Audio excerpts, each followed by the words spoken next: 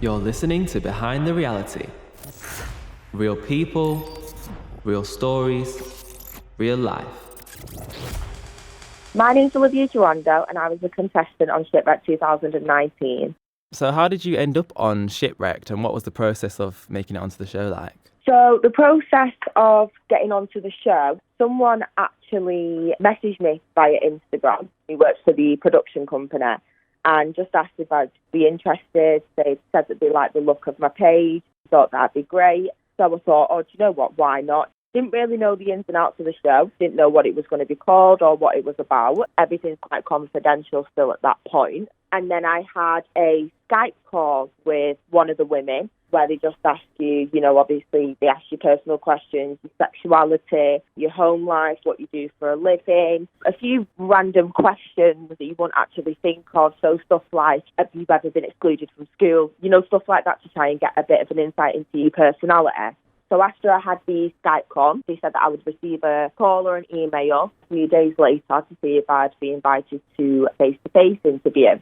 I then, a few days later, received a call inviting me down. I went down and I was in a room with about 10 other people. The audition process was quite harsh.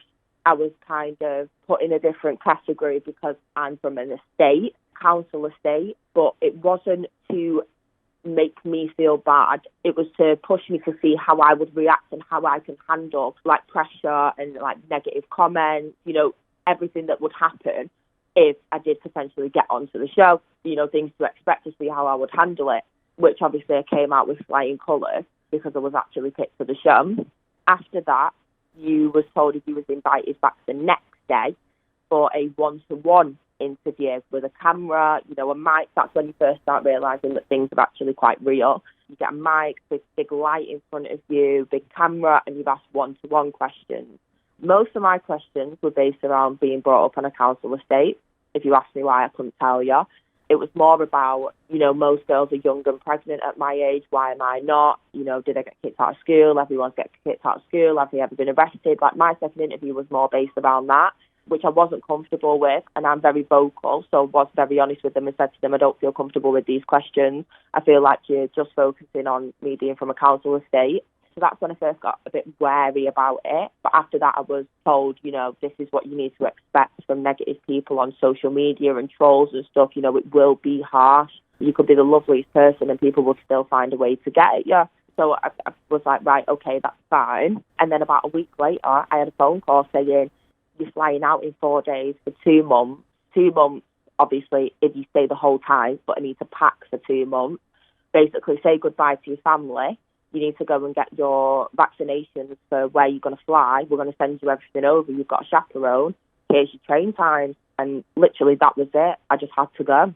Wow. So it was very very fast process then, from finding out you're getting on the show into flying out onto the actual island. Really fast. Yeah, it was really fast. I didn't have any time to think whatsoever. It was just like, here's your ticket, here's your train, 3 different flights. You're going to meet this person and you're going to fly halfway around the world with them that you don't even know, but they're going to be your chaperone. And that was it. As soon as I landed, I was on lockdown for 3 days. No phone, no internet, no contact with the outside world. And I was through in a hut in the middle of the Cook Islands for 3 days. People would bring me food each day. And then all of a sudden I had a knock on the door and it was like, right, get your clothes on. It's time to go. And I was like, what? Next minute I'm on a boat and I'm dumped on an island, and that was it. That was the beginning of it. Obviously, with reality TV, women of colour in particular can often have a hard time, especially when it comes to being represented. Was it something that crossed your mind at all before going on the show? Not at all. I have never experienced racism ever in my life. That didn't even cross my mind. As I said, I've never experienced racism, so I definitely didn't think it would be an issue. I've still not experienced racism. I've had nasty comments. I've had a lot of online trolling and bullying, which put me in a really bad place. But apart from that, no, I've had no racist comments. When you were on the island, how much of your island life was kind of controlled by the producers? When you're there, the cameras are there 24/7. You are filmed all the time. The only thing that they would kind of control is what we say is what we want to say. I can't say for every TV show because I know that's not going to be for every reality TV show. But with Shipwrecked, they would just say, I don't know, Liv, go and have a chat with Chris. And then, they'd say, maybe about the new arrivals. Go and tell Chris what you think about the new arrivals, and then everything we say is our opinion or what we think, do you know what I mean, just what we want to say. We was never actually forced into anything or to do anything we didn't really want to do. And what was it like being cut off from the outside world and you didn't have your phone, you didn't have contact with anyone else? Honestly, being cut off from everyone was the best break mentally for me. I needed it more than I thought I did, but I only realised that when I got back. It was just beautiful. It's just totally away from social media. I didn't see a door for 2 months. I didn't see a child for 2 months, not a toilet, not a car. And you know what? I appreciated everything a lot more as well when I got home because I had nothing whilst I was there. So in a way, I think it was really good for me to have that break. At the time I was there, I did miss everything and my friends and family, but it made me appreciate everything a lot more for when I got back. But I will say I did need that break. And you talked about like the living conditions and stuff. Some people, especially like the media, they criticised it for being they gave you too many things. Do you think that was a fair criticism, or do you think it was actually like hard living conditions? We actually spoke to the producers about this. The press don't have a clue. When Shipwrecked first started, which I think was 2007, the rules were different. You were able to throw a bunch of people on an island and leave them to basically starve. It was 2018 when we filmed it. You can't do that anymore. You're not allowed. There's rules and regulations that have been put in place since then because people actually got ill from Shipwrecked. People actually got ill from the previous ones. So you're not actually allowed to do that anymore. We had nothing. We were literally weeing into a hole on the floor. We were sleeping on the floor. There was rats all over the island, all over our food. We'd wake up and there was a poisoned crab above my head in the middle of the night. People think it was easy and we got this and that, and behind the scenes we did get fed. No, we didn't. No, we didn't. If we wanted to eat at 6 o'clock, we had to start at 2 in the afternoon. We had to get the water, make the fire, boil the water, which would take hours, and then actually cook the food. And the food was disgusting. You know, we did have it hard. How real do you feel the show actually was? Everything was completely different to when I watched the show. So many stuff was cut out. The best things were cut out. Everything was edited. It didn't show half of the stuff that we actually did. We were like, where's this gone? Where's that gone? Where's us going crabbing? Where's all this gone? That shows what we actually did whilst we were there. Because for everybody else that watches it, it kind of looked like we just had a free holiday on an island. Do you know what I mean? There was a lot that was cut out. The show pretty much focused on you as like a main character. You got a lot of airtime compared to some of the other people. Were you surprised by the things that were shown of you, and were you happy with it, or did you think that they should have shown something different? So we've got the first argument on the first episode where I'm arguing with Big T, and I say, does she want me to knock her out? Most of that was cut to make me look like the bad guy. That's literally what it was. And Channel 4 knew that and knew how I was going to react because they invited me for food to try and tell me about it and ease the situation and get me prepared for what was coming. But yeah, a lot was cut out. Their idea was to basically make me look the bad guy, and then towards the end and towards the middle have everyone grow on me and everyone start loving me, and then obviously we win, and then this like big hooray, like Liv Jawando, blah, blah, blah. That was their whole plan because they told me, which I did not appreciate whatsoever. The things Big T was saying to me at the start, completely cut out. So that was where I was just like, this is quite upsetting because I got a lot of abuse and it was kind of like no one was there for me to like help me or defend me, or, you know, it was kind of just left at that. I'm the bad guy, I'll take all this abuse and then it's done with, which I was really upset with Channel 4 about. What was it like adjusting back to the real world, and did your life change for you, or were you getting recognised on the street and things like that? You know what? Sometimes it's crazy, and I know this is going to sound really stupid, but it's not for me. It is not for me. I delete my social media all the time. Honestly, the whole reality TV industry is full of fake people, fake producers, fake production companies. Everybody is just really sly, really wormy. Everyone just wants to use you for what they think you've got when you might actually have nothing.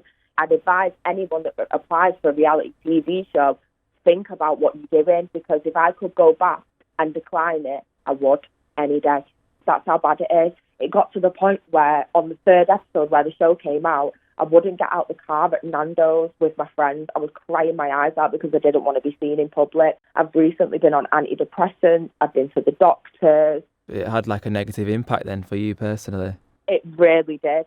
It really did have a negative impact for me. And even though it's all calmed down, it's like even in my hometown, because I do live on an estate and there is jealous people. Even now, everywhere I go, someone's got something to say about me. You know, I had someone trying to blackmail me on Instagram 2 weeks ago for £5,000. You know, I've had a lot of drama from it. It's not all it's cracked up to be whatsoever. Because reality TV, people think it's a trend. It's not a trend. It's real people's lives.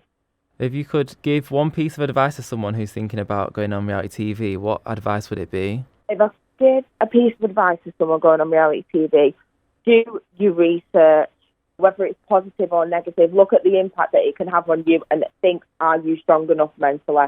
Because I am the strongest person mentally, but that broke me, and that was a minor television programme. I came out with 30,000 followers. If you're thinking of going on Love Island, coming out with 1 million, that's a lot more people that are going to comment on you. So just sit down and have a good think about it. You said that reality TV changed your life quite negatively. Did you have any regrets about your experience, like your personal experience, or would you have done the exact same thing that you did when you was there on the island? Did you watch the show? Yeah, I love you. Are my favourite. That's why I contacted you. Oh, thank you. I would have done the exact same thing. I am who I am. You know, I'm a gobby little shit. I'll be very honest. I am very mouth-set. I will always stand my ground. But being around them people who are a lot older, a lot wiser, I respected them a lot and I listened to them, and it made me grow as a person, and I've not been the same person since I've got back. So if I go back, I would not do anything differently. But if I had a choice to go back, I would decline it and I wouldn't have gone. So you wouldn't do any sort of reality TV again? No, never. I would never do reality TV again just because of the impact that it had on me. And as I say, it's not going to be the same for everyone, but I don't want to put myself through something like that again. What are you up to now and what's next for you? I'm a care worker. I enjoy my job. I'm just a normal life now. And how can people follow you and like keep track of what you're doing? Honestly, I don't want people tracking me, and I don't want people really knowing what I'm doing. I'm actually trying to come off social media at the minute and have a detox. Well, that's really interesting, actually. Like, obviously, people that go on reality TV, they try and make a career out of influence and stuff. But it's really interesting to hear that you're completely not for that at all.